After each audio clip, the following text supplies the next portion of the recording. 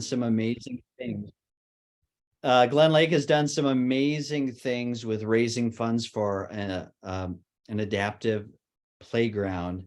So Steve was in town to interview some students about that. So I'm very excited to someday be able to use a Steve Hartman video that's filmed right here in Hopkins. So that's pretty awesome. Very proud of everyone over at Glen Lake that's making this amazing feat come to life. But yeah, we're back at it. Hope you are finding some time to read with your children and play games with them and get outside sledding. It's been amazing for that.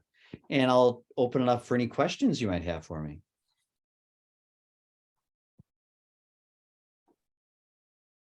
Anybody have anything for Dr. Haybeisen? I did, and I guess maybe just generally more to like the school as a whole. I saw in your s'more about the not turning left into the carpool loop. 100% agree with you on that. Like, I feel like it gives me an eye twitch most mornings. That hill getting up to the school is so slick. And I know that's not something that you are able to control, but I'm wondering if maybe that's why we're having more people coming around that way, because frequently we will be stuck behind a car that's stuck on that hill. Yeah. Yeah, the hill is a pain. Oftentimes I'll sneak up Vernon instead and just completely avoid getting up hillside, because if you jump down to Runnymede or Jolly and then take it back up to Vernon, then you can get into the queue line a little bit easier. Yeah, what's really hard right now is with the snowbanks by our school too, the sight lines aren't as good. The lanes are a little bit narrower. So the more we can do our best to make sure that we're just turning right into that loop, it just makes it safer for everyone. The drivers have complained to me that if they have to turn left out of our school, if they're trapped behind a bunch of parental cars, it makes it hard for them to keep up for the next two routes that they need to run. So I appreciate you mentioning that. We'll call the city again to remind them that it would be great if they could salt that hill a little bit more. Not that it'll make a whole lot of difference, but it'll at least put it on their radar that is an area that's really important for a school community to keep that safe, because it is a slippery hill. Thank you. And thanks for the heads up on that alternate route. Yeah, you're welcome. I'm going to write myself a note right now. Pat, I wonder if it wouldn't help if a handful of, and I shouldn't call you out, but between Christina and Pat, who both live, basically take that hill every day, if a couple residents also calling the city might also make an impact in doing some salting or, I don't know, some magic on that street. Might just add a couple punctuation marks to the taxpayers who live on those streets. Yeah, I could do that. I'm wondering, because I don't participate in that line, does it go all the way back to the hill, or is it just that someone gets stuck on the hill and then you have to try and get around them? Both. Does it? Both. Okay. Sometimes the line goes all the way to Hopkins Crossroad. Mm-hmm. Yikes. Yeah. It's And it's like, really if you're going, like if you can turn on Hopkins Crossroad and go up the hill and keep going, mostly you're fine. But if you have to stop, it can be tricky. Yeah. Yeah. I mean, I can certainly call as well, but salt only works in certain temperatures. So I feel like it's a partial fix for sure. Yeah. And, another behind the scenes piece of advice for parents that are here. Yes, we start to come out about 3:15, 3:18, somewhere in there. You don't need to come up till about 3:30. Then you can get into those lines much easier. And your children just enjoy visiting with their friends. So they would not mind an extra few minutes standing out there with their buddies. So how early can we drop them off? Well, that's a little bit different story. Yeah, because we open the doors in the morning at 8:40, and yeah, morning's a different animal. We don't want them much more before that. Good catch. That's 7:40, I believe, since we're recording this. Okay, thank you, Dr. Haybeisen. Yeah, you bet. Okay, are there any other questions for Dr. Hayweisen?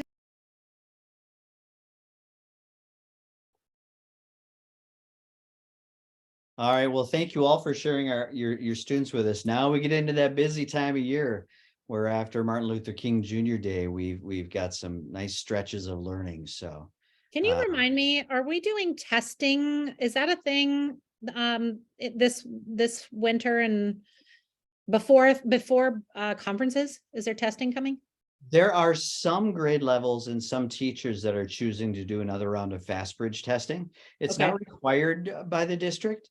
However, some teachers are really great about using that information with fidelity.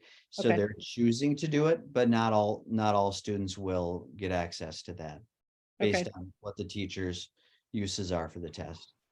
And then just remind me, because I'll make some notes about it. When do the 5th and 6th graders start getting engaged with for registration and all of their prep stuff to move to the middle school? Yeah, that's a great question, and I do not know the answer offhand. Is it usually like after conferences? Yeah. Yeah, so I just saw that they're starting to distribute information or presentations or something to the different schools, and I thought Tanglen was like the week of the 17th, maybe. Like I feel like Glen Lake or someone is already getting stuff this week. 17th of January? Mm-hmm. Yeah, I think if you look at my last s'more, I think there was an article about when Tanglen was going to have their information evening. And yeah, because of the switch, they might be starting a little bit earlier this year too. Okay, if there's something you feel like PTO can do to try to support our school community in that, I mean, I know we have a 5th and 6th grade committee for end of year stuff, but if there's something you feel like PTO can do, you know, I'm always, you know, Kim, I think knows she can always reach out to me, but, you know, and Martha also, but if there's something you feel like we can do, be sure to let us know. Sounds good. Thank you. Yeah. Okay. So unless there's other questions, I think let's get into the upcoming activities. We do have quite a few things kind of coming up sooner than later. Book fair and the coin challenge are both scheduled for the really kind of those weeks between conferences and spring break. We're going to go ahead with the coin challenge. We had such great success with it last year. We have a fun Star Wars theme we're going to do this year. And I mean, I'm not a Star Wars fan, so any of you who know anything about Star Wars or have kids that are into it, please feel free to connect with me, because I was thinking it might be fun to come up with some way to tie that into the book fair since it's going to be back to back. But I mean, I don't know. I guess I'm kind of at a loss for how it becomes, you know, really book themed, because I would imagine Anne and Holly have some I Love to Read Month stuff coming for February. So I can just reach out to Anne and Holly and find out kind of what the skinny is with that too, because we want to be able to support the staff in those things. But I'm also inclined to kind of keep book fair simple too, because I would really, really love for somebody to kind of co-chair that with me in February, so that next year someone can take over doing the book fair. It's such a huge value to our school, and I would really love for someone to take new ownership of that. Of course, I'm always here to, you know, help kind of walk through the process, but it'd be nice, I think, to try to do it while you still have the opportunity to, you know, ask the people that have done it before. And then I wanted to ask Abby, if you can hear me, Abby Martin, what you were thinking if you wanted to do a service week. I wish Martha were here. I was wondering if she was interested in doing cereal drive again this year. Does anyone know if, like, Jim, has anybody talked to you about trying to make that a May thing? Because if we did cereal, I know that would be like an end of the year thing, but then service week, I think we paired, didn't we do that in February last year, Abby? I can't remember. I suppose no, it was May. It was May, Yeah, Okay. it was May last Okay. year. because I guess And I'm I know thinking, I know that we took the year off from doing the cereal drive just so it didn't become repetitive. And so she may want to bring it back again this year, but yes to Service Week. I think I have been taking some notes. Not Glen Lake, what's the school? Meadowbrook does service night. And so I kind of dug around when they did that and got some ideas. And so it's on my radar. I just haven't put 2 and 2 together, but I was just thinking spring. okay. All right. Well, I'll kind of stay out of it then and let you just reach out to me and let me know if there's anything I can do to support you and how, what needs to be done. And if you need me, I'm here. We'll just plan on getting it on the calendar. We did food drive as a part of book fair, which is what I was thinking. Lucy Jolstad used to chair that. And so if we wanted to partner a canned food drive with book fair, we certainly could. But I think if you're going to do service, then we're probably better off just waiting, and you could make that a part of Service Week. Yeah, I like that. Even if we did service night, people could bring in goods. Yeah. So I think it's okay to wait. Okay. Christina, talent show. I'm happy to just kind of go through high level, but do you want to just give us a quick skinny about talent show? It's on. It's at the high It school. is. Yep, it's at the high school again. It's scheduled for the 28th of March, a little bit later this year. And we're looking at tryouts like the week of the 13th of February for grades 3 through 6. And then practices a couple of days before, 2 days a week, couple weeks before the actual show. And this is Andrea and I's last last doing. So if there's anyone that I know a couple people reached out to me at the end of last year that might be interested in doing being the chair, it'd be good to like kind of shadow a little bit this year. So let me know if someone's interested in that. The date for the talent show is the 28th of March. Yeah, was that Lucy and Carrie maybe? That said they were interested in helping you with talent show? Lucy? Yeah. No. Okay, I feel Nope. like, It was no one that was on the current board. There was a couple parents that had, I can't remember how old their kids were last year. I think there was one 3rd grader last year parent, maybe a 4th grader. So yeah. so let's put something in the s'more over the coming weeks. Yeah. Let's I was hit that. planning to, and I have their names somewhere. I just have to dig it out. Okay, yeah, we should put a little call to action in the s'more and say, looking for parents to take over talent show. And again, like someone could step in and do it, but it's way easier if you partner with the person who's been doing it for, how long have you been doing it, Christina? I don't remember. I mean, I think Levi was maybe in 4th grade or 5th grade. I don't know. 5, 6 years. I don't know. Okay. And then Harriet is also a 6th grader, Yeah. right? Yep. Yeah. Okay. Okay, well, let's make sure, I'm taking some notes, Dr. Haybeisen, because you'll have some packed up s'mores here over the coming weeks, but let's make sure to do a little call to action for book fair people and talent show volunteers. Okay, and then I know 2 things. I know, Pat, you're eager to hear about plans for a movie night because you want some more cash rolling in. And April's not on this call, but I had been scheming about having movie night be an outdoor event partnered with the family event that we do at the end of the year. So I think it would give 5 and 6 a good opportunity to have sort of a last hurrah, do it outside, maybe get the ice cream man, you know, kind of like what we did last year with the burgers and dogs, and get some people cooking, and we'll have the BOGO book fair going on, which I loathe to do outside, but I thought it worked fine last year where we had food and treats and stuff outside. We had the book fair going on in the media center.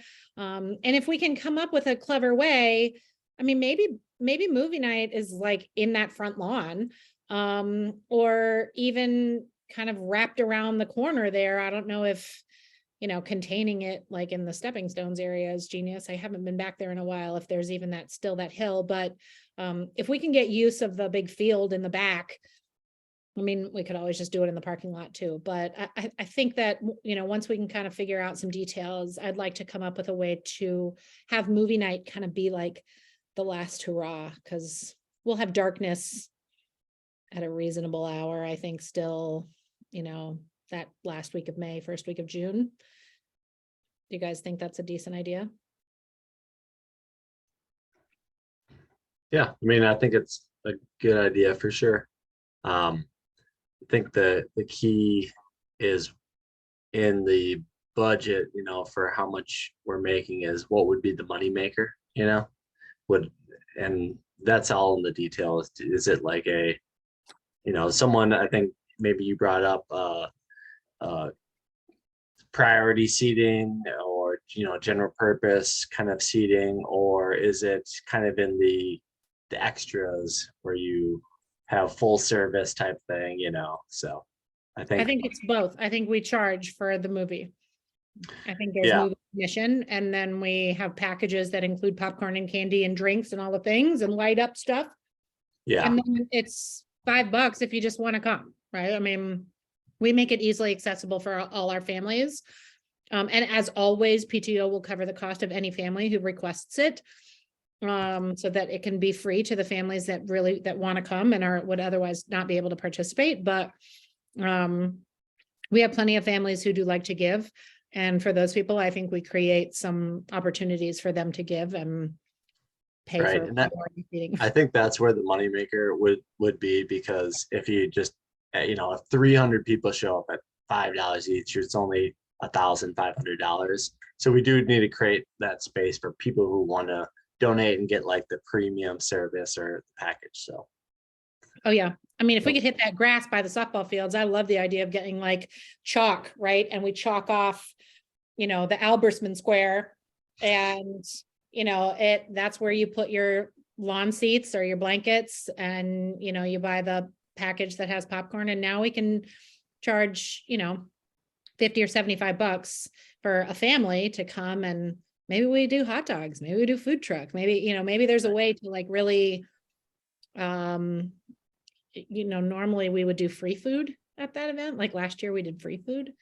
Well, free to our families. But worth talking about the details. So, if everybody's on board with the date and partnering it with that event, I think it would be a good thing to wrap up the school year. We've never really, I mean, we don't really usually do like an end of year party, which since we stopped doing walkathon at the end of the year.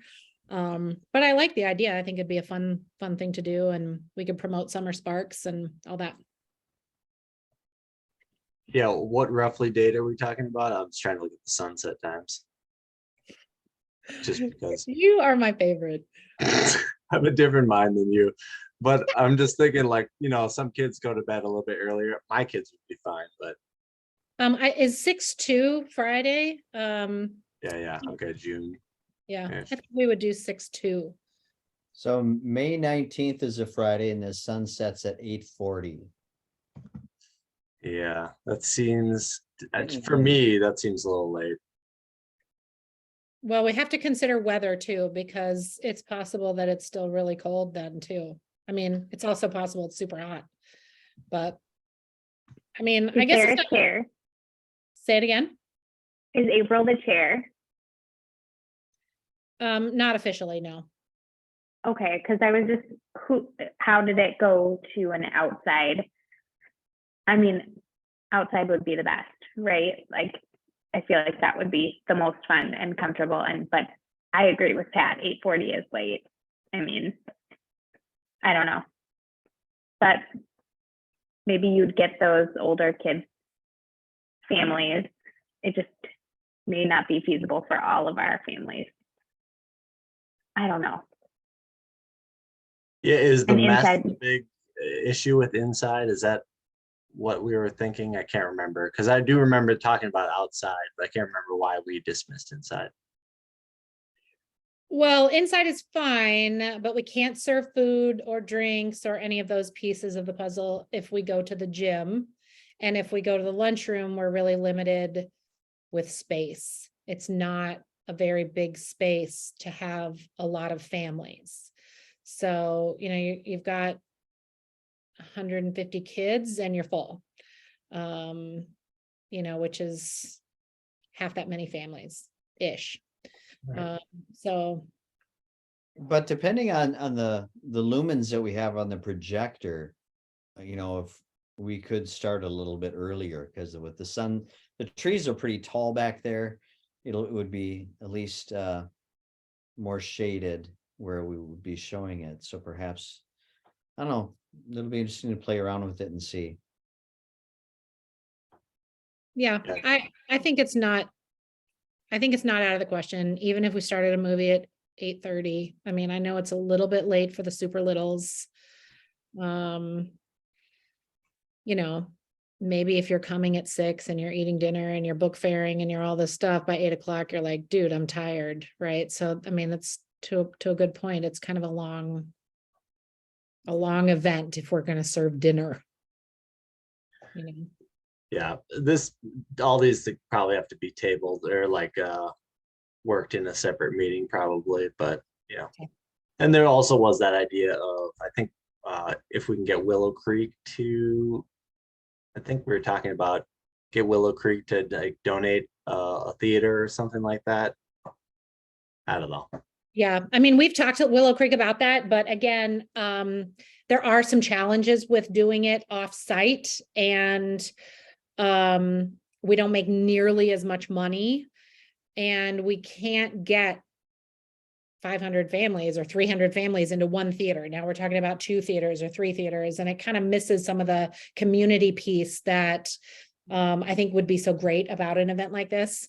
Zachary Lane does their movie night in the spring outside, you know, every year. So I'll connect with their PTO and find out what their kind of magic sauce is for dates and time settings and dinners and all of that, and see if maybe they can kind of guide us a little bit, because we're not the first PTO to try to do an outdoor movie night in the spring. So we can table a conversation for now and come back to it maybe for the board meeting for February, and see if we can put some specific details in together to make it happen.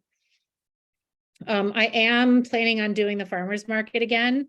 I know, like at the end of farmer's market last year, I was like, I'm never doing this again. But I also said with time in the rearview mirror, I may forget about how difficult it was and do it again.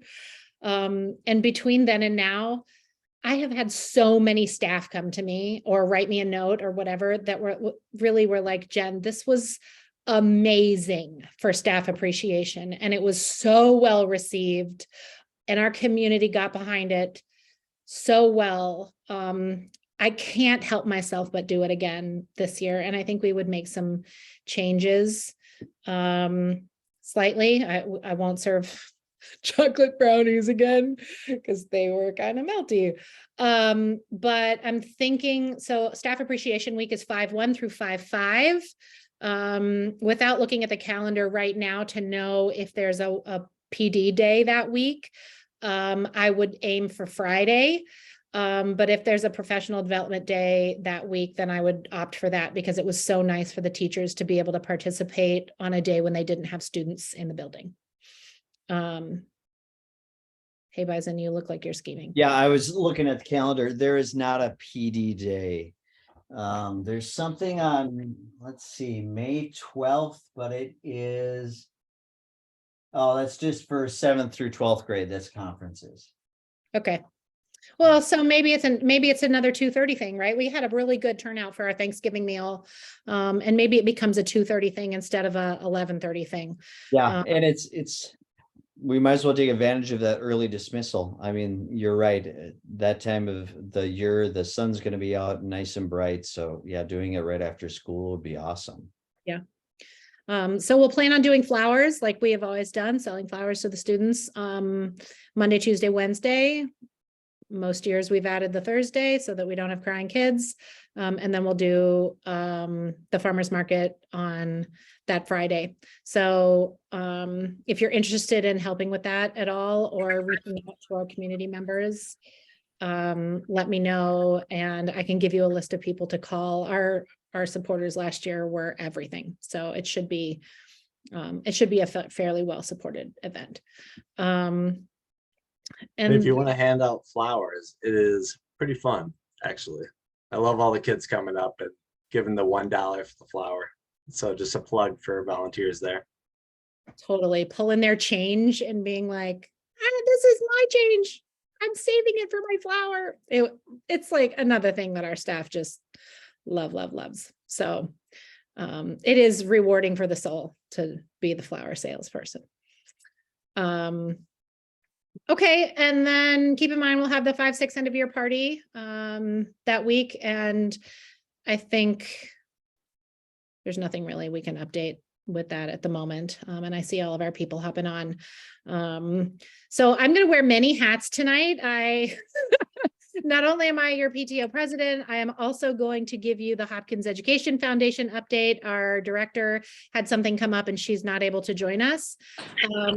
But since it's me, I can go last, even though I'm first on the agenda.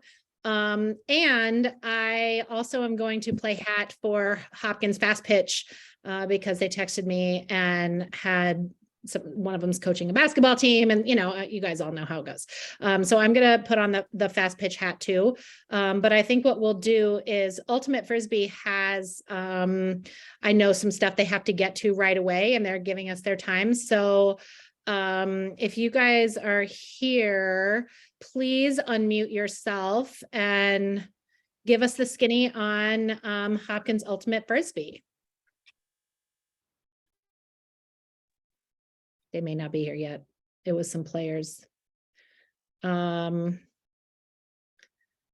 Matt Lichty, are you here? I am here. I see you. Welcome.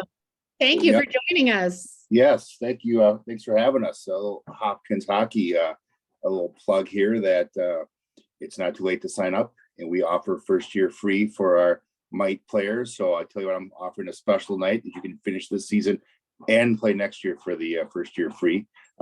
With that, we provide all equipment except for skates, and we send everybody for skates to Honda Sports. We can rent for $25 for the season, actually for the year. So it's kind of nice. As kids grow, you can just switch them in and keep kind of going with that. We have sticks and everything. So cost should not be an issue. If you have questions, reach out to Jocelyn Herbie, who's our recruitment coordinator. You can find her email at our website, hopkinshockey.com. Or if you have questions, reach out to me as well. My email's on the website as well. But we'd love to have more players. We're growing. Our teams are doing well this year. Lots of smiling faces at the PAV on the weekend with our Mites and our other players as well. So get out and play. Any questions? Yeah, quick question for you. Being a non-hockey dad, I don't know what age mites would cover. Oh, so good question. what age or grade level would be considered mites? 4 years old to 9. So pre-K to I think 9-year-olds, 3rd grade is kind of that mite section, which is free. After that, we have for the boys, it's squirts, and the girls, it's U10, U12, or peewees and bantams. So those guys, we've taken kids who start in peewees first year to play. That one's not free, but we'll get you up to speed with that for sure. Awesome. Thank you for clarifying that. Yes, that should have. Thanks for asking. People are probably asking the same question. And Matt, do you guys do, clinics and things? I know hockey's like the longest season of any sport in the world. It doesn't end until May or something, but do you guys do off-season clinics and things as well? Yep. So we have, our kind of regular season for mites is done the last weekend in February. And then we have got some 1 a week clinics in the spring and in the summertime as well for those first year players. And those are $50. And that's, you'll probably get 8 to 10, ice sessions for that. We do try and keep it really cheap, just to keep kids involved. We had the misnomer is hockey's expensive, and it's really not that expensive. And we at Hopkins try to keep it cheap, because if you go to the Tuttles or JJ's or Main Street, they have pull tabs, which help us keep it. We're probably the lowest in the metro area for cost to play. And we have lots of scholarships and stuff as well if kids need those. Nice. Thank you so much. I appreciate it. No problem. Anything else? Again, if people have questions and they're not sure, what to expect, reach out to me or Jocelyn, and we can talk on the phone or email conversation or whatever. But you just come to the PAF Saturday, Sunday morning, you kind of see what the action's like with the mites. We also have, I think Trevor, also in the fall, we have some try hockey for free events where the kids can come. We've got skates and equipment. They can get dressed up and go out there and skate with some of the high school players and coaches and stuff, and other older brothers and sisters. And we usually gain probably 10 to 12 players through those events in the fall. And we send out postcards for those and try and get stuff in their electric backpacks as well.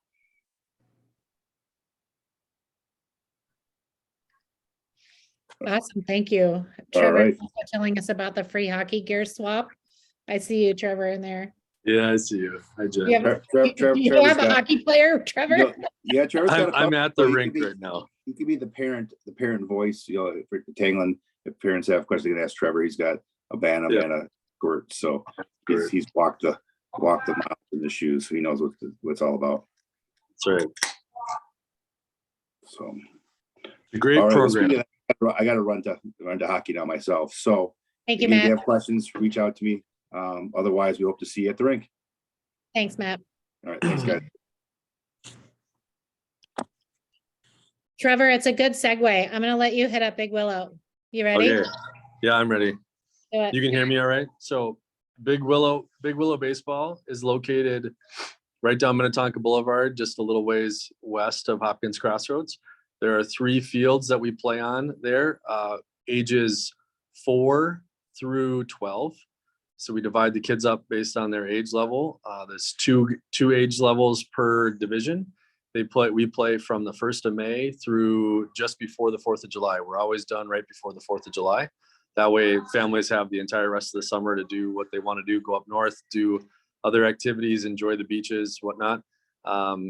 We have some free clinics that are going on Sundays starting next weekend, I believe. So they're on the website, bigwillowbaseball.com. And you can find out what baseball clinics are going on, open throws, what goes on. It's relatively reasonable in price. It gets you a jersey, it gets you on a team, it gets you coaches that are trained and qualified. It also gets umpires. It gets great field crew staff. Most of the field crew staff are Tanglen alumni who go back and work in the summer. And so part of our community organization is also to build the rest of the community, right? Which is to get these students who have come from the program the opportunity to work, make money, put back the same kind of effort that they received when they were playing there. So it's like almost full circle. What else? We have mites. That's the youngest. So it's like 4 through 6 is mites, similar to hockey. It's mites. Then we have juniors, which are 7 and 8. Farm, which is 9 and 10. And then majors, which is 11 and 12. We also offer tournament teams for each of those age groups. So for kids that want to play a little bit more baseball throughout into July, there's a couple of tournaments around the metro that we enter into and try to play 4 to 6 games on a weekend. So lots of Tanglen families that play baseball there. Lots of little kids, huge community program, wonderful concession stand where kids can buy all sorts of fun stuff, fun candy, and drive everybody else nuts. So it's great. That parking lot is for sure like a Tanglen after school rendezvous. Yeah. 100%. Yeah. 100%. Yeah, that's awesome. And that's why you come to these little gatherings with us, right? Is because it really shows up for these things. So thank you for being here with us and Absolutely. taking time during hockey to tell us all about baseball. Yeah. About baseball season. It's always baseball season, and even in the middle of winter. Thank you, sir. Thank you. Okay, and Davey, you've been with us from the beginning. Thank you for joining us. Sure. I'm gonna share my screen. I just put some slides together here, so. Can you enable that? Yep, I just gave you permission. Okay.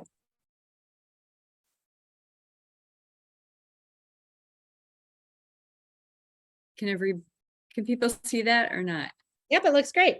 Okay. So yes, I'm with Hopkins Minnetonka Recreation Services. And so we offer a ton of stuff in the spring and summer, and we're just kind of finalizing details for all the summer programs. But starting in really March through August, these are kind of the highlights for us. We do a lot of preschool youth programs in partnership with Hopkins Community Ed. That's our Hopkins program, we call it. So a number of sports programs. We contract with Rev Sports to do a bunch of different activities for kids, kind of the general sports of soccer, basketball, t-ball, ninja warriors, becoming big, flag football. So those are usually 4-week sessions offered throughout the spring and summer. And then dance, science, STEM classes, art classes. These range from single day classes to multi-day.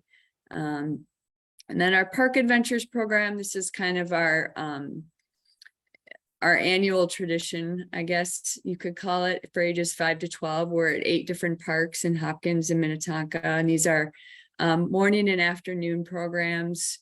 They run for 5 weeks. You register by week, and it's pretty low cost, $12 per week. So that starts just after school gets out and runs through mid-July. And following that program, we have our Jadana Day Camp program, which is offered then late July to early August. This is one of our in-house popular nature-based programs. Very popular, fills up the first day of registration usually.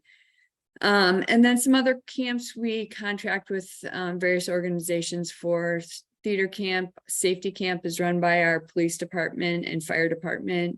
We added drone racing in the last couple of years.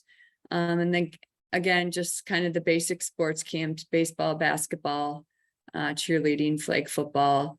Horse camp is very, very popular as well. And then new this year, we're trying to focus on more nature-based camps. So we've partnered with a naturalist who goes by the name of Eco Elsa.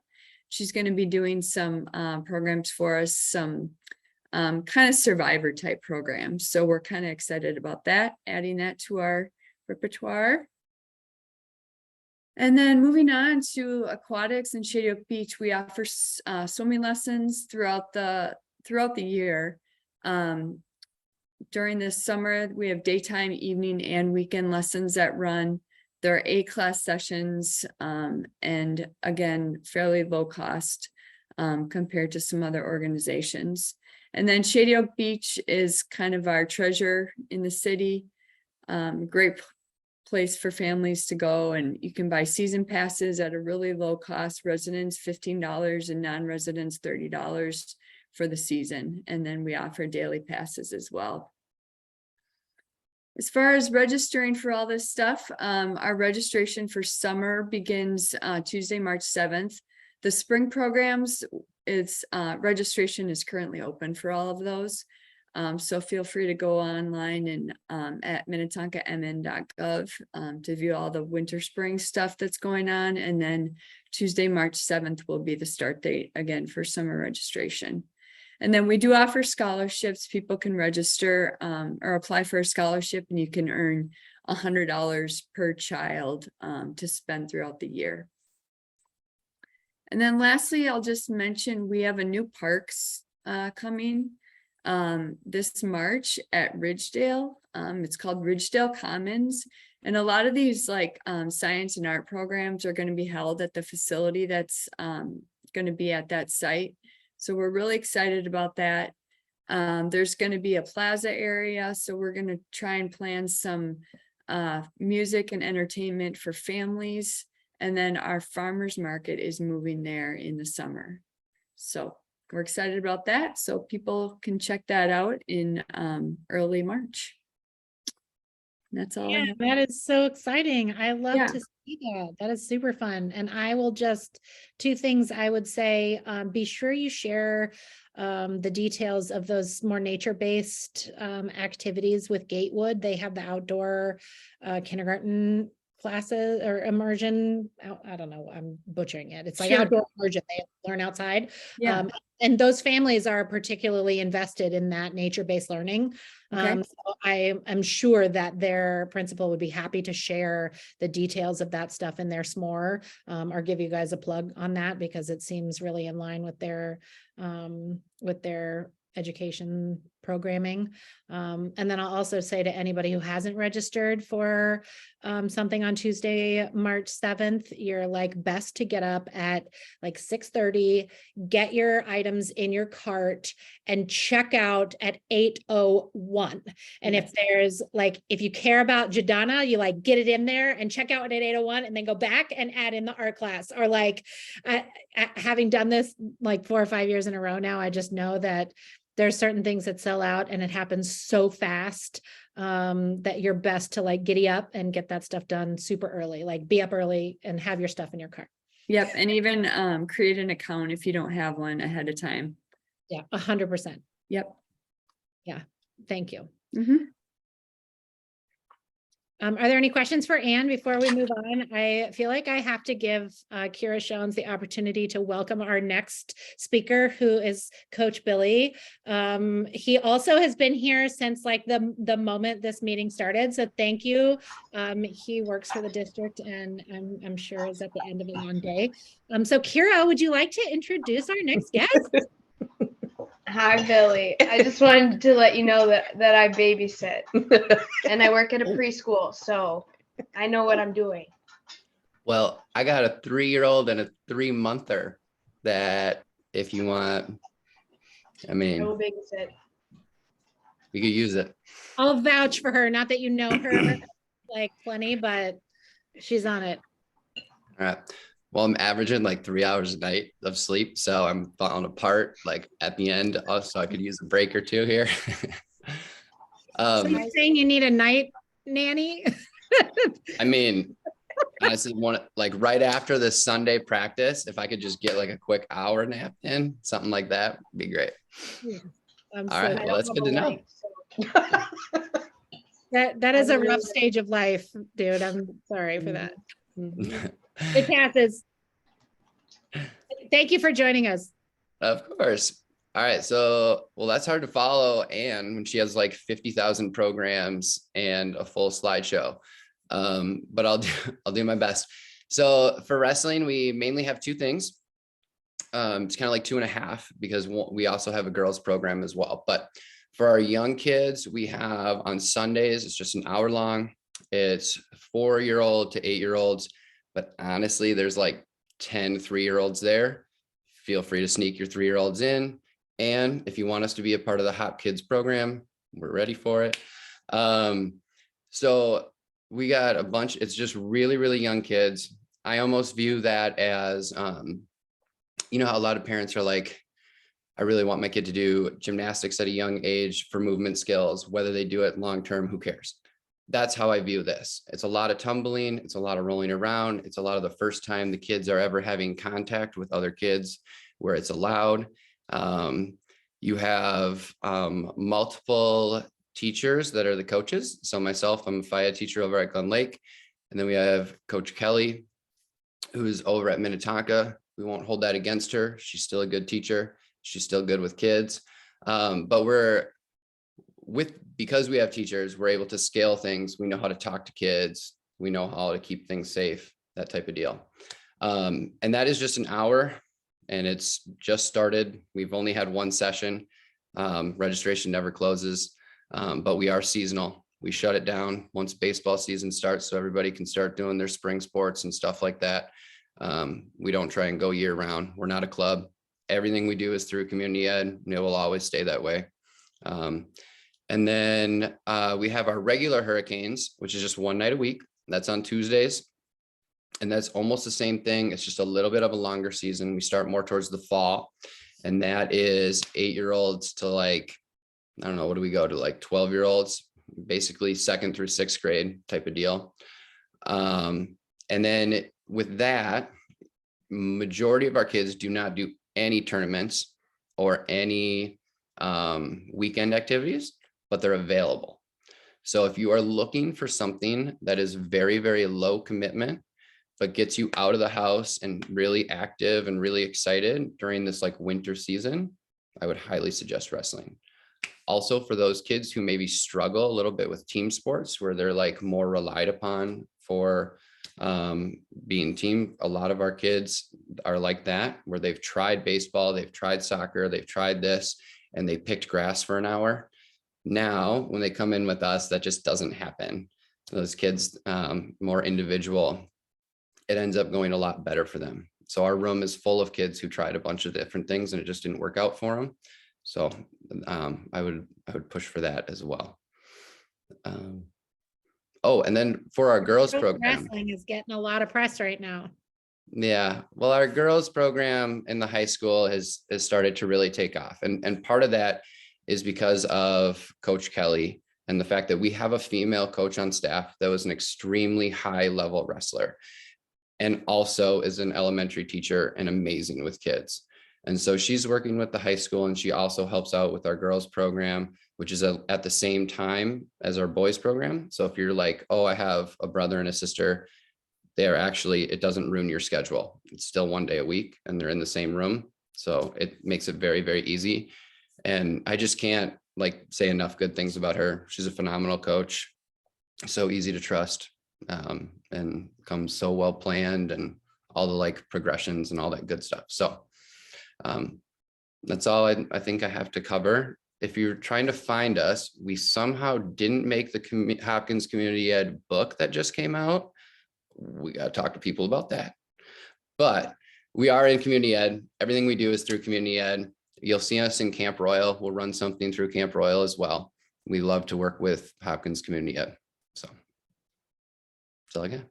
Thank you. I'll put in a plug too. My now 13-year-old did the girls program early in the game, and it was fantastic for just moving her body. She would come home so tired. It was definitely like a good workout. And there is, I don't know of a PE teacher in our district that has more energy than Coach Billy here. So you just run a really great room, and I'm so grateful that we have you in Hopkins. So thank you for being here.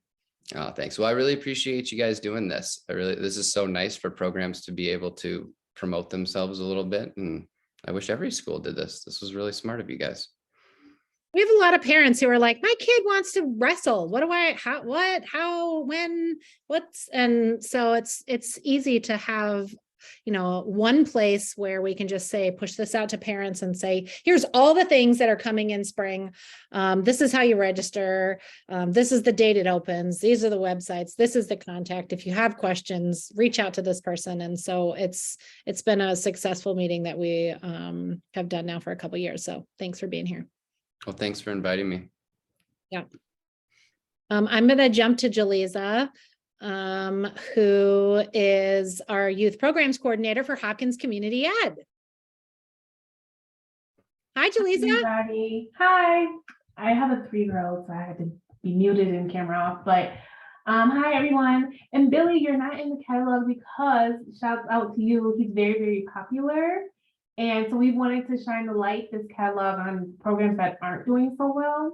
And so because he's doing so well, we figured we can just take a little small break and help plug some other folks. But we're always so happy that he comes back every year, and it's a robust program. So shouts out to you, Coach Billy. But I'm here to talk about some of our other community ed programs. So our spring catalog, it has already launched, like Coach Billy spoke about. And so we have robust offerings like dance, sports.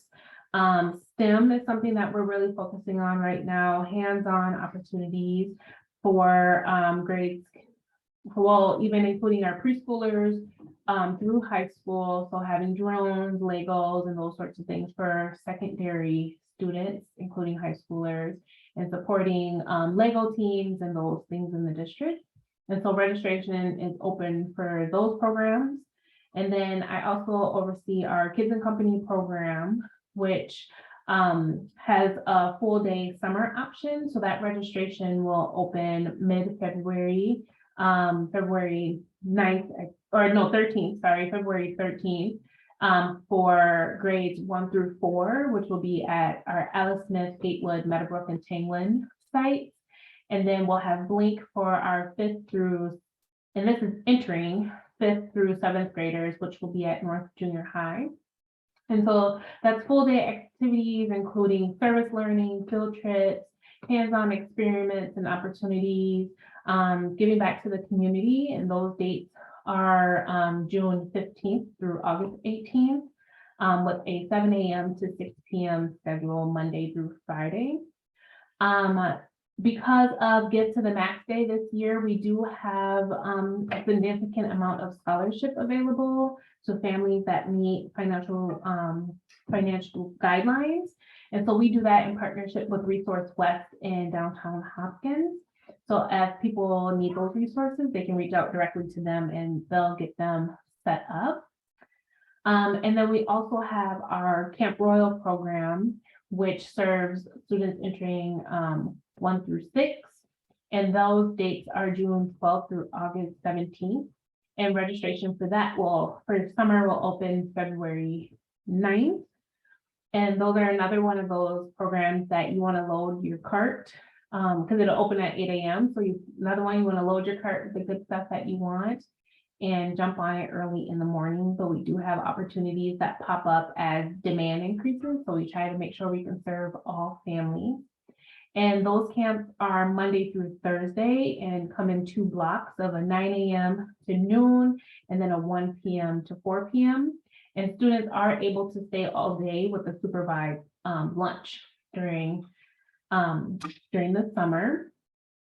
And then that will also be a variety of classes, including sports, cooking, art, science, service learning, nature exploration. And then we also have financial assistance available for the summer program as well. And that application is through Hopkins Community Ed's website, which is linked on the district website. So you'll be able to go right through there and find it. And that also has income guidelines, which are listed online as well. And that financial assistance covers 2 camps, but is year round and cover 2 additional courses throughout the school year as well. And so you get 2 per season. So we have winter, spring, summer, and then fall. So a student can take up to 6 courses in a year covered by financial aid. And then Anne did a really good job talking about our preschool program, so I won't say much more there, but we do partner with Minnetonka and a happy partnership that provides programming for our preschool age students. And I'm going to take Billy up on his offer for preschool wrestling. So hopefully we'll see that come to fruition soon. And then I also have to do a shameless plug for summer hiring for high school students. So if you have a high school student that is looking for summer work, working with kids, elementary kids, ages 16 plus, we are hiring for both Kids and Company, which starts at $16 an hour. And then we have our Camp Royal assistants starting at $13 an hour, just because of the requirement differences for the position. And those positions are out now for hiring. So you can just go on our Hopkins website and take a look.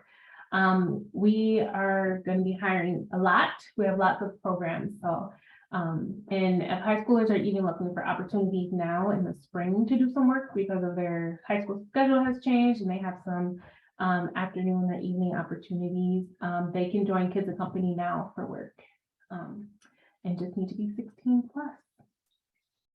I think that covers all of our programs so far. I don't know if there's any questions. That's awesome. Thank you, Julie. I really appreciate you being here and joining us. Yeah, for sure. Thank you for having me.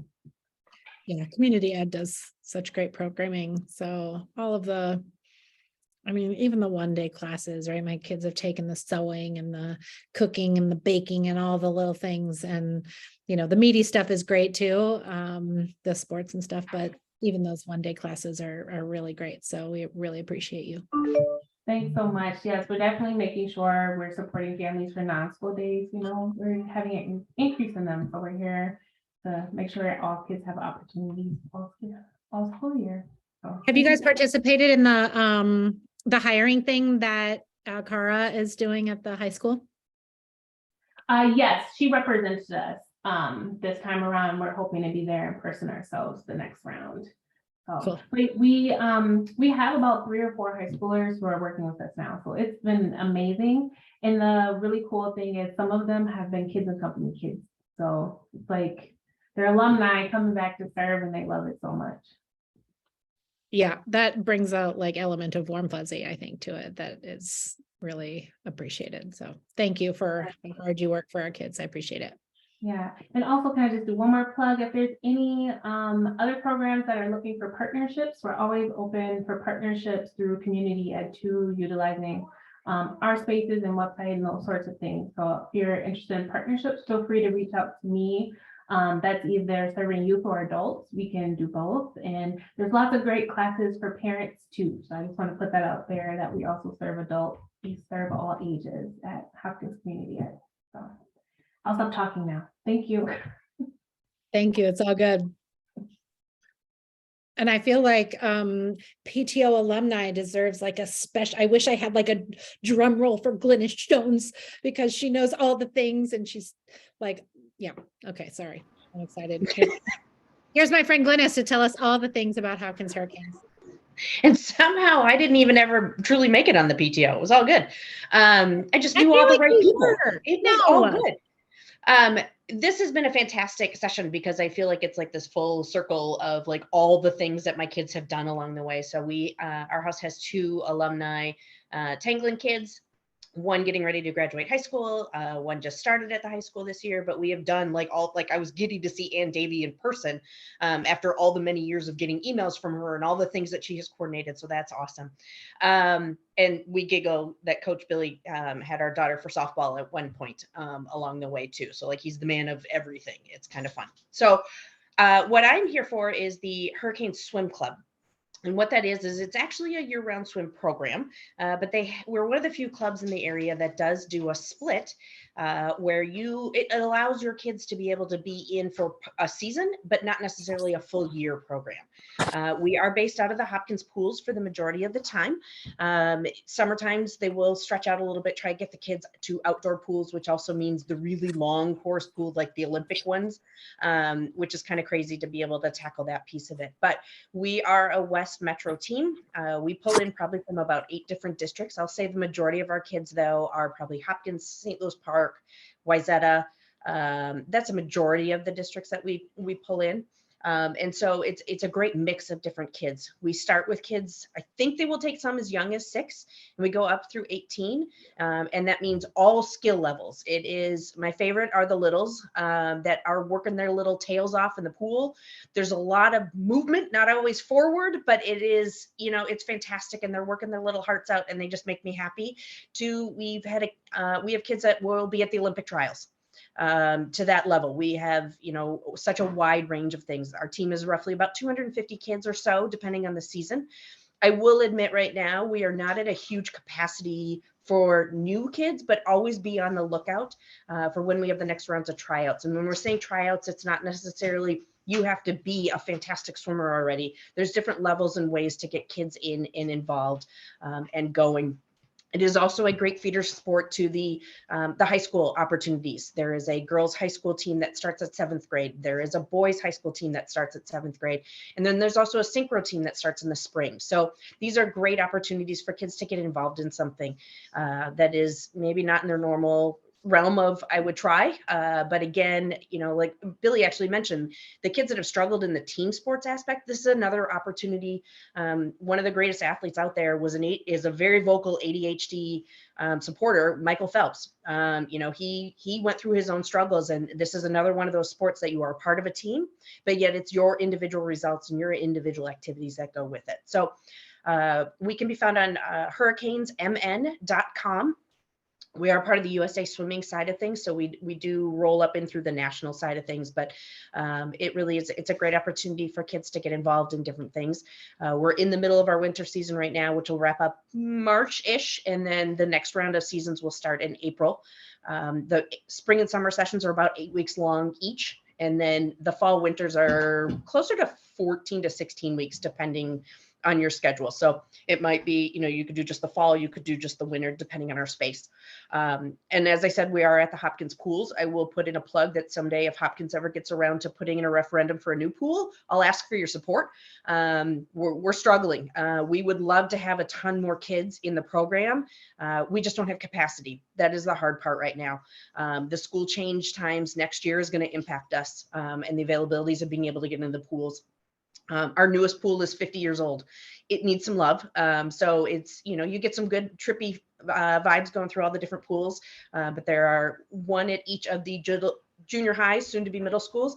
And there is one at Ike that is a great throwback to a long time ago of when they built pools, and it's fantastic. And it has all the old records up on the wall. It's really fun to see. So with that, I love seeing everybody providing all these different opportunities. And I always recommend to people, keep your kids in a ton of different things. It is a great spot to be in for them to have tried so many different things. There's no need to specialize super early. Get out there and have some fun.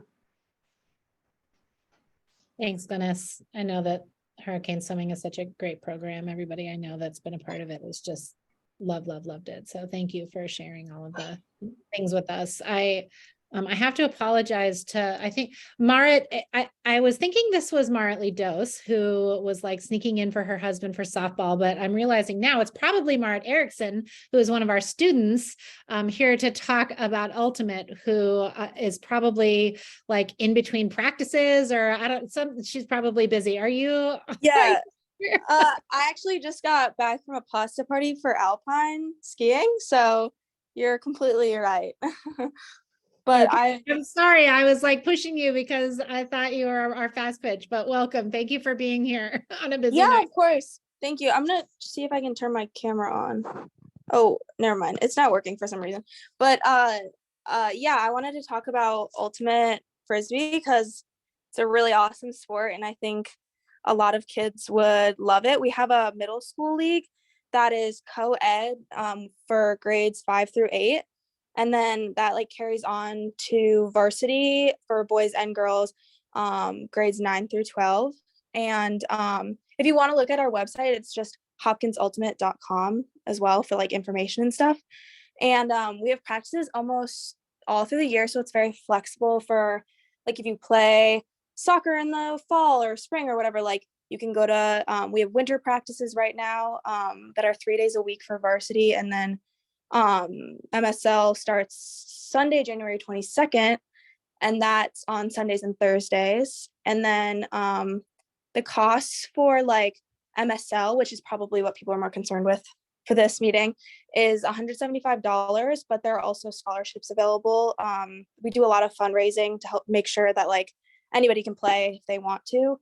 And regular season games are organized by Minnesota Ultimate, which is like a higher up organization that kind of, you know, takes care of everything. It's a club sport, but it's also like through the schools. So it's a little bit different than like other sports where like you can letter an Ultimate, but it's not technically like recognized by the high school as like a school, like we're not funded by the high school. So it's very interesting in that respect. But just like personally for me, it's like, I'm so glad that I joined my sophomore year in the middle of kind of like the pandemic and stuff like that. And it was just like an amazing way to get outside, see friends, and just like the vibe of the sport is it's so different than any other team sport I've ever been involved in, because like I've played soccer, basketball, but like ultimate is kind of like, it's all about this like phrase called spirit of the game, which is just that like you're constantly having a positive attitude, being kind to your teammates, being kind to the other team that you're playing. And it's a self-refereed game, which just means that like the players are calling all of the calls. And so like that also refers to like, you know, calling what you really believe happened rather than saying something that just benefits the game for you. And so like, I think it brings up kids to have like a lot of honesty and, you know, just like good vibes going towards the game. And it's honestly a pretty serious sport as well. Like it used to be sort of like this fun little pastime that people would do, but it like, honestly, like there's professional leagues now for like adults and stuff. You can play it in college. So it's definitely like not something that you just play in high school and then quit it forever. So yeah, that's my spiel. Awesome. Thank you so much. I have heard so many good things about your program. I mean, from the kids that play it to the parents. So I really am grateful that you guys have brought this to Hopkins. And thank you again for joining us. And to Tracy, thank you for letting me bump you down to get Marit in so she can move along with her evening. I appreciate it. I know you've been waiting. Yeah, of course. No problem. Thank you. Hi, Tracy. Thank you for joining us. Yeah, hi, absolutely. Thanks for having me. Great to be here. I'm Tracy Smith. I am representing Hopkins Area Little League. So very similar program to Big Willow that Trevor talked about. This is my first time at the Tanglen PTO, but I've been on the Little League board for over a decade. So kind of surprised. Anyways, we are a charter member of the National Little League Association. So many individuals are familiar with that. And like many other baseball programs, we aim to provide a safe, fun environment to teach baseball. We are located at Metzel Field, which is downtown Hopkins. Great area close to Main Street.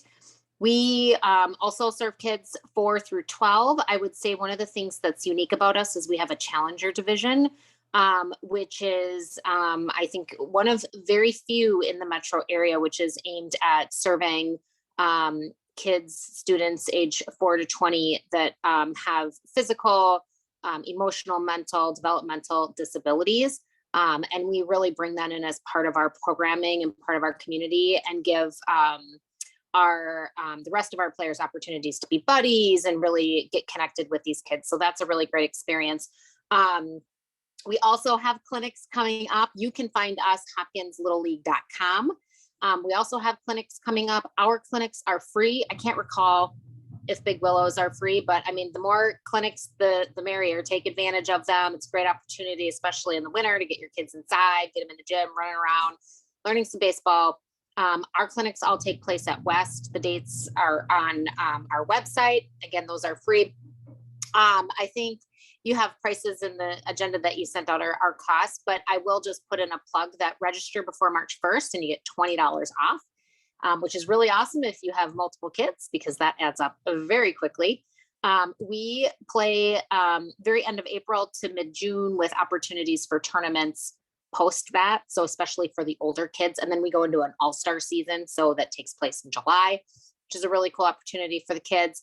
And then I think Big Willow mentioned this, but I always think one of our unique things is our concessions as well. So we're very famous for our Metzel dog. So if you haven't had one, even if you're not playing, come down, check it out to the concessions and just join in the fun. Yeah, I think those are the highlights. Really appreciate the opportunity. And if there's other ideas that you guys have for promoting or just kind of partnering to get the word out, definitely open for that as well. But yeah, thanks for the invite. It's great. And to be clear, boys and girls can play at Hall, correct? Correct. Yep. Boys, girls. Yep. We welcome all kids, all individuals. Absolutely. And we also start at 4 years old. So we've got the little T-ballers, which is pretty cute. So we spend a lot of time teaching them to run from home plate to first base. I think that Metzel dog was the dinner of choice at the Team Tucker fundraiser, if I'm not mistaken. Yeah. So Yeah, so Dana was a board member of Hall and Tucker played Hall. So if you guys went to the Team Tucker fundraiser, you absolutely, I think it's usually a combo of a nacho bar and the Metzel dog. So, yep. The Metzel dog is famous. It is. It sure is. It sure is. Yeah.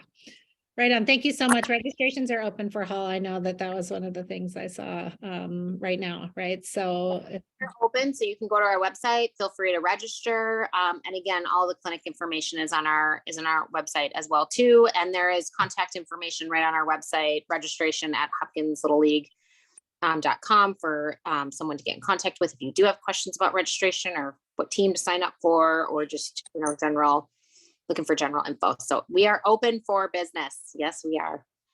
cool. I do have another idea to promote you to more families. So I'll email you that offline too, because just as you said that, I was like, oh, I do have another idea. So I'll email you. Fabulous. Thank you for being here. Anytime. Yeah. Thank you so much. Hope everyone has a great rest of your evening. Thank you. Lenny, neighbor extraordinaire, parent of guinea pigs in the neighborhood. How are you, friend? I'm good. I'm the grandfather of the guinea pigs. Oh, sorry. Yeah. Thank you for Well, joining us. Yeah, thanks for having me do this again. So as Jen mentioned, I'm Lenny Siegel and I'm the immediate past president for Golden Valley Girls Softball. I'm still serving on the board in a fundraiser community outreach capacity. And my kids both went through Tanglen many years ago now. It's hard to believe how fast the time goes by. But I want to talk a little bit about Golden Valley Girls Softball. And even though it's Golden Valley Girls Softball, we actually get the majority of kids from cities outside of Golden Valley. We get a lot of kids from Hopkins, Minnetonka, St. Louis Park, Minneapolis, Robbinsdale, Brooklyn Center, Brooklyn Park, and so on and so forth. So it's really a West Metro softball league. It's a recreational, slow pitch league where our focus is on having fun and developing skills and making a lot of good friends from all over the cities. One of the most fun things for me is to see kids who otherwise never would have met become close friends. So you have kids from Golden Valley meeting kids from Minneapolis, meeting kids from Plymouth that in their normal day-to-day activities they would never come across. And that's really a lot of fun for me to see. Our league serves girls in 3rd through 12th grade with 2 divisions. A 3rd through 6th grade is our junior division, and then 7th through 12th is our senior division. Juniors, which is the 3rd through 6th graders, play on Mondays and Wednesdays. We have 3 or 4 weeks of practices in May, and then we go into our game season. And some coaches will still schedule additional practices during the season because I know I'm a firm believer you learn a lot more in practice than the games. You can really develop those skills in practice. But obviously for the kids, the games are more fun. So we play a lot of games. We do 2 weekend tournaments. So we do have a travel program for kids that want a higher level of competition, who want to do some of that travel stuff. We participate in the state tournament each year. But for our house league, we have 2 in-house tournaments during the year. And that's a lot of fun for all the kids, but especially those kids that don't play travel, because then they get to have that tournament experience as well a couple of times a year. Our registration will be opening any day. Maybe it's even open today. I haven't checked, but any day it's going to open. We're going to be open through April 16th with evaluations April 22nd. Everybody gets on a team. Doesn't matter skill level, experience. Everybody gets on a team. I think we're probably the best or one of the best financial deals in town. If you register by March 12th, it's only $150 for the entire season. And we play May through late July. After that, it goes up to $185, but $150 by then. And this year, we're going to offer first-year players, doesn't matter what age they are, first-year players can register for $99 for the entire season, which I just don't think that can be beat. We also offer several winter clinics. Our first one's coming up on January 29th, most of which this year will be at the Royals Athletic Center, connected to Hopkins High School. We charge a $25 flat rate to attend all of them. But if you register your kid by January 28th, they can attend all the clinics for free, and they get a t-shirt as a bonus. So that's a little bit about us. It really is a focus on fun and learning those skills. Slow pitch softball is a fielding and hitting league. So kids will hit the ball, they'll learn to run the bases, they'll learn to field. We do have some, I sometimes get the question about slow pitch versus fast pitch. They really are two different games. They're both called softball, but they're 2 different games. We do have a lot of kids who play fast pitch, for example, at the high school level during the spring and then play with us in the summer. And we have We have a lot of girls who've been playing with us since they were in 3rd grade. I forget, last year we had 20 or some kids that went all the way from 3rd through 12th grade. Some of them come back and play on a travel team that we allow them 1 year out to still play on.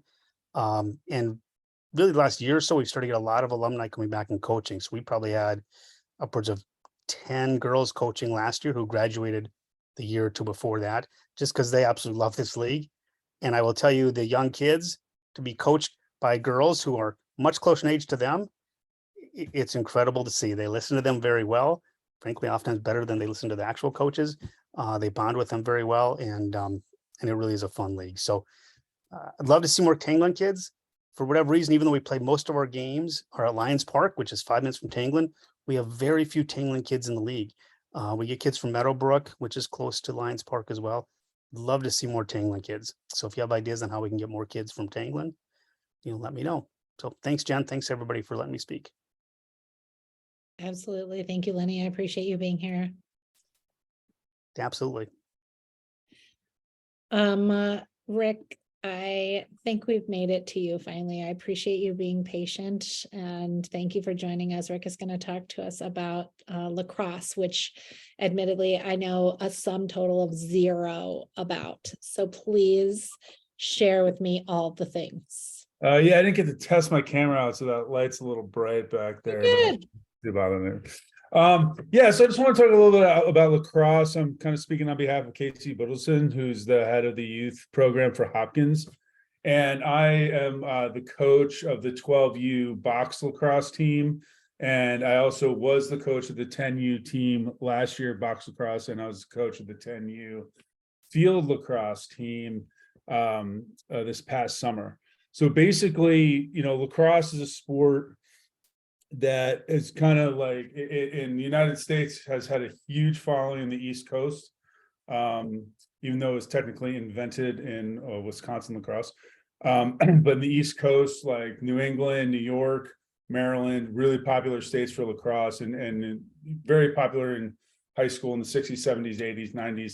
And now it's starting to kind of really gain a big following all across the country.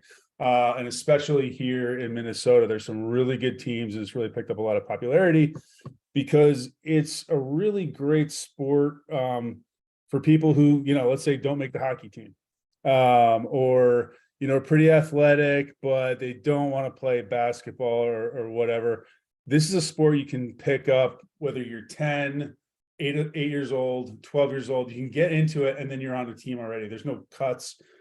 So everyone will be on the team and it's a sport you can pick up very quickly. My son's only been playing for 2 years and he's really picked up a rhythm to it.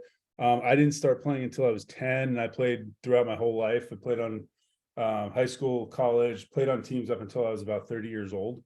So it's just one of those sports that kind of stays with you as well. And I guess what we're looking for, especially in the youth program for box coming up this spring, if there's a kid who's, especially 10 and under, that even just kind of is curious about the sport, they should just come out and check it out. And they'll pick it up quickly and they'll feel like they're part of a team. Last year, our 10U team that I coached, we had a bunch of under 10 kids, but then we also had a bunch of 8 and under kids because we didn't have enough to field either side, but we just combined them and all the kids got to play. Now there is a little contact in the sport, but it's not as aggressive as football or hockey necessarily. I like to call it fun contact, especially at that age. And the basic gist of it is too, if you don't know anything about it, there's 2 different types of lacrosse. One's box lacrosse, and that's what we're doing this next season, upcoming season in the spring. And basically there's either 4 or 5 players. It's very similar to hockey. You literally play in a hockey rink basically, but on turf, and there's a goalie. And, that's kind of like, I'd call it bare bones lacrosse, whereas field lacrosse, which is the kind of lacrosse they play in high school and in college, that's 9 kids to a side and plus a goalie. But they're both field and box kind of have and support the same basic principles and skill levels. So you use the same skills for either. Let's see, what else is there to say? Yeah, I think, this year we're especially looking for kids who have played before that are 12 and under, and especially as far as 10 and under, it doesn't matter. If they played before, great. If not, all the better. I would say half the kids on our team last year for 10U had never played before, and we won, I think, half of our games. And it's literally every kid gets, when we say every kid gets to play, same amount of time. Like, we don't play favorites. It's kind of rotating, and you naturally sub anyway in the sport, kind of like hockey, so everyone has to play. So if there are any other questions about lacrosse, I'd be happy to answer them. But it is a really fun sport, and I highly encourage, especially younger kids that are even just curious, to come out and check it out, and guarantee they have a good time. Yeah, you have a free, like, try it out, right? Or Yeah. and actually through Hopkins. Sorry, I don't know. I was helping my daughter with something. Did you mention that through community ed? I'm sorry. Isn't there like a Oh yeah, there's a tryout, or like a free clinic to right? see if you like it at all. And Yeah. the other thing, it's you do get free equipment if you want to play, like whatever I don't know exactly what the price is to commit to the team, but you don't have to spring for equipment necessarily, because there's a bunch of equipment that we give out. Yeah. You might have to spring for a stick. That's about it. Yeah, nice. Thank you. I hear really great things about boys and girls lacrosse in Hopkins. So Yeah, it's super fun, and I'd say especially in the younger years, 10 and under, 8 and under, it's the competitive nature of it is, I'm not gonna say it's removed, but it's all about having fun and getting kids interested in the sport. Yeah. And then when they turn 10, 11, 12, then maybe it's like, okay, now we're gonna start to take it a little more seriously. But the goal of those, especially the youth programs, is to get a kid interested and want to play more. So Yeah. there's no screaming or yelling or anything like that. it's not a high pressure. It's definitely not high pressure. It's all about fun. Scary coaches. Thank you. I appreciate it. I know you've had a long day, so I'm really grateful that you were able to join us. Oh no, this is great. I appreciate you having me. Yeah, absolutely. Okay, let me just give a quick spiel about fast pitch. I only know about fast pitch because my daughters both play fast pitch. Neither of the coaches were able to join us tonight, but kind of the same skinny as the rest of what our many representatives have said. It's a really fun sport. It's not intense. When we talk about fast pitch versus slow pitch, it doesn't mean a level of intensity. I know Christina's daughter plays fast pitch as well. I've been really impressed with the organization, and it's completely affordable. They do have scholarships as always. They're thoughtful about who they're placing on teams with whom. Their coaches are really kind and thoughtful individuals. And so they do a pre-K like T-ball all the way up through a 14U team. They're not, once you hit that sort of 12 to 14 level, you would usually either decide to play club or you would decide to play for the high school. There were enough people this past fall ball to arrange a 14U team. And so the word on the street is that 14U team will join us for summer as well. So that's good news, I think. Development really is the focus, and learning those skills so that as they grow and they move on to that high school level play, they've really developed a lot of those key skills. Season is April-ish through June or July-ish, kind of depending on the team and tournaments and all of those things. Typically practice is 1 to 2 times a week with at least 1 game per week. Once school is out, they almost reverse that. They, instead of 2 practices and 1 game, they go the other way and do 1 practice and 2 games. And then I know that winter skills clinics are going to start here any day. The word on the street was that at least in the next couple of days, they'd be sending out some details about pitching clinics and skills clinics that'll start by the end of January. It is all volunteer based, so they're not paid. And we do get a lot of like former players that now play for the high school or play at the college level that come back and help out with these teams. So it's been a really good experience for us and our family and my kids, and we really can't say enough good things about the organization. We were going to have girls on the run. One of our fourth grade teachers, Lisa Schmid, was going to try to join us. She had some other things going on tonight, so obviously she wasn't able to join us, but I do know that program has been really well received and really well run through Tanglen. They have a fall program and a spring program. It's after school. It's really about building confidence and those soft skills, not just about running, but they do a lot of character building, goal setting and strengthening, and then they end with a 5K that the girls do with their teacher, and then usually a parent joins them. I will also include, we got some email information about Boy Scouts. I think there was a drop in participation for a Tanglen Boy Scout troop. And so the St. Louis Park Cub Scouts has a troop that's K through 5. They meet at the St. Louis Park Middle School. And anybody who wants to reach out to them, they would love to have you come and just join them for a meeting, ask questions, kind of meet the troop.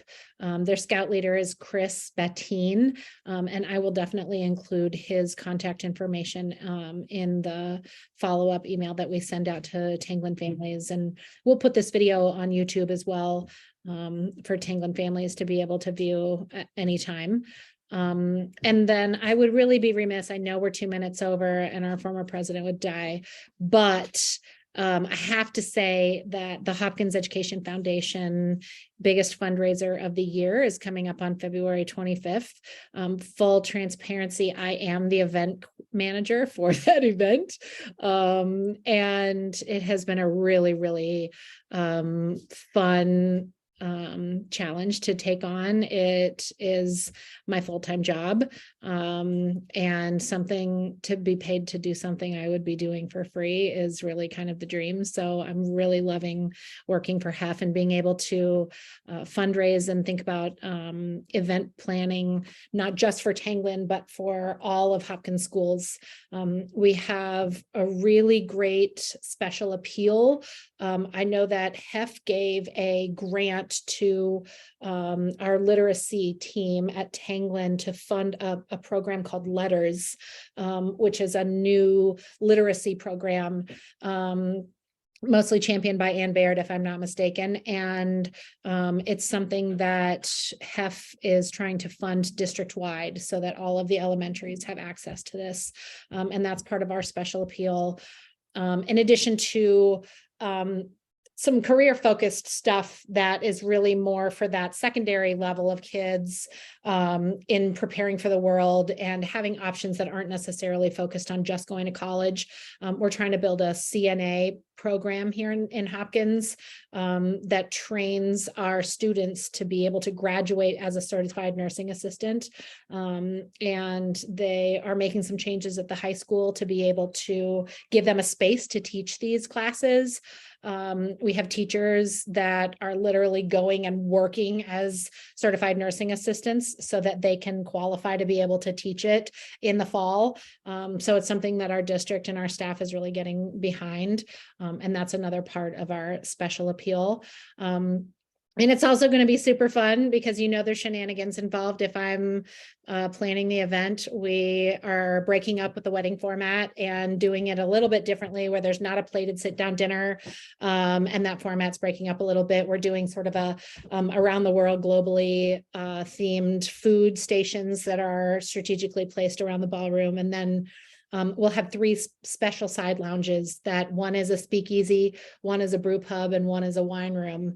And so we have like rented arcade games, so you can race like Mario Kart style. And I have rented an adult claw game that's like, you know, that thing that when you go to Snuffy's or whatever, and your kids want to put endless dollars into the claw game. But instead you'll be clawing for little adult bottles of booze and other like sort of adult themed toys. So I think it's going to be a really, really fun event, and we expect to have a lot of people at it, and it's really going to be engagement. And we of course always invite our staff and you know, all of the administration for the district, and it's just a really good time. Dr. Habeisen was our host last year with his son Adam. They did an incredible job. They will be a hard act to follow this year, and we really were grateful to have you last year, Dr. Habeisen. So you're going to be hard to replace. So that's my spiel about HEF. You can go to the hopkinseducationfoundation.org and learn more about it and buy your tickets. Tickets went on sale today. There's all kinds of raffles and live auction and silent auction and all the things. I'm doing a chocolate tombola, so if you're not a big drinker, you can also go and play and win chocolate and coffee, and of course like gift cards and stuff. So it's going to be a fun night, and I would love to have a good Tanglen turnout as always.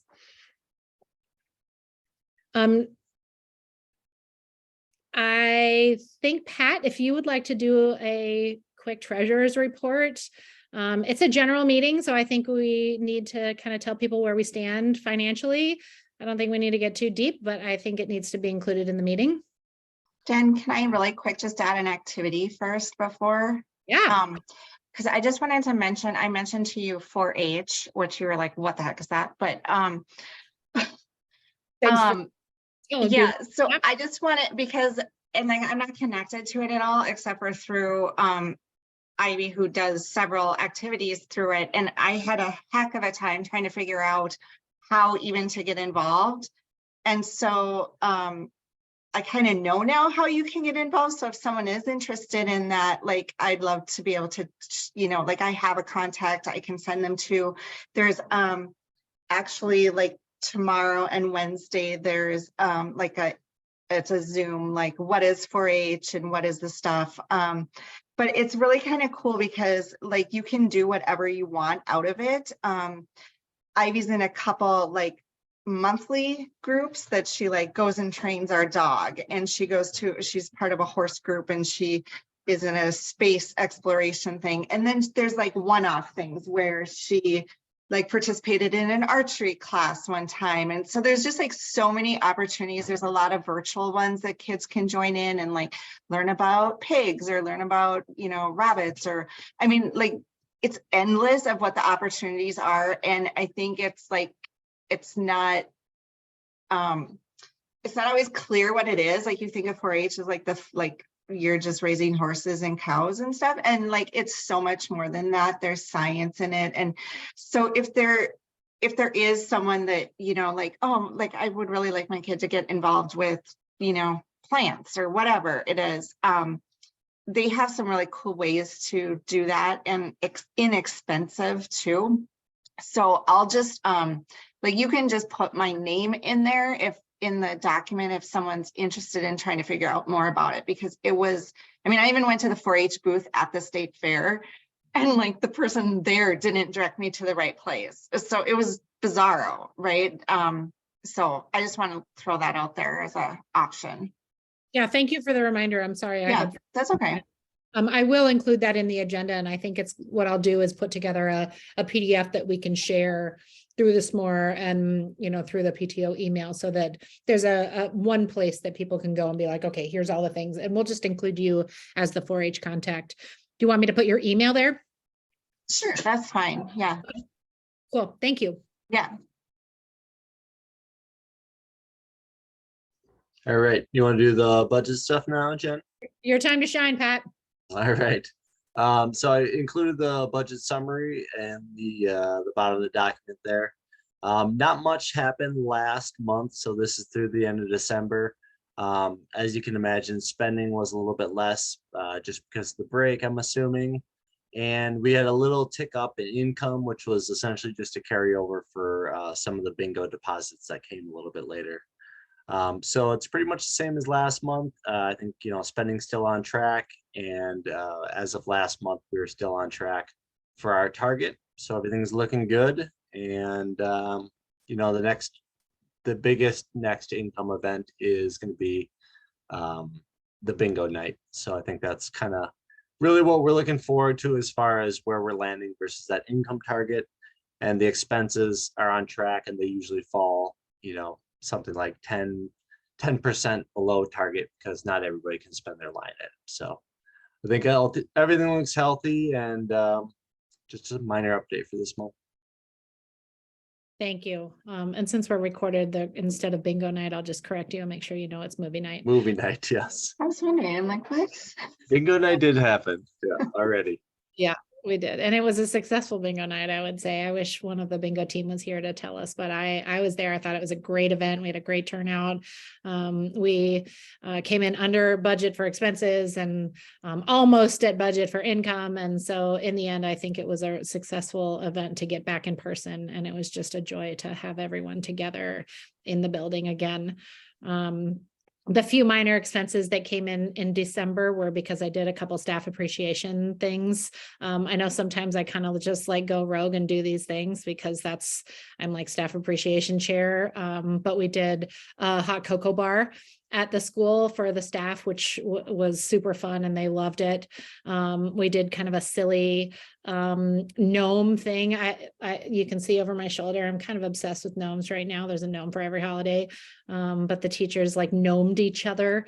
And so you'd go into a classroom like I wish that the kids had been in school on that Friday, because Liz Patrick's class was like, they had gnomes everywhere, like hanging from the things. And it was so great.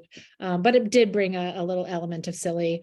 And then thankfully, right before break, before we didn't go to school, I squeezed in some ridiculous cupcakes that had little swirlies of chocolate icing that looked like poos. And I made a little sign that said, "We know you're pooped. There's only one more day." And then it turned out they didn't have that one more day.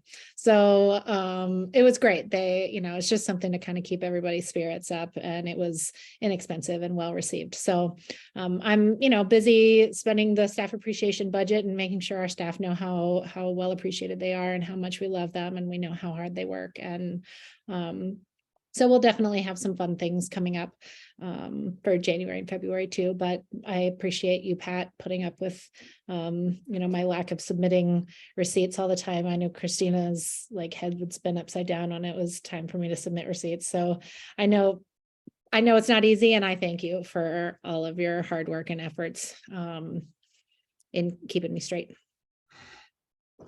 No problem. Thanks, Jen. Yep. Okay, man, we're 13 minutes over. I'm so sorry. Thank you. This was such a busy meeting, and I'm really appreciative of all the people who came out and joined us. And we'll share this on our YouTube channel. Dr. Haybison, I'll send it to you also, and we can include a link in the s'more this week to anybody who wasn't here and didn't get to watch it. And I think we can officially call this meeting adjourned. I'll second it if you want it. I if you want to make it official, I like it. Thank you so much. I appreciate you guys. Have a good night. Bye. Thanks.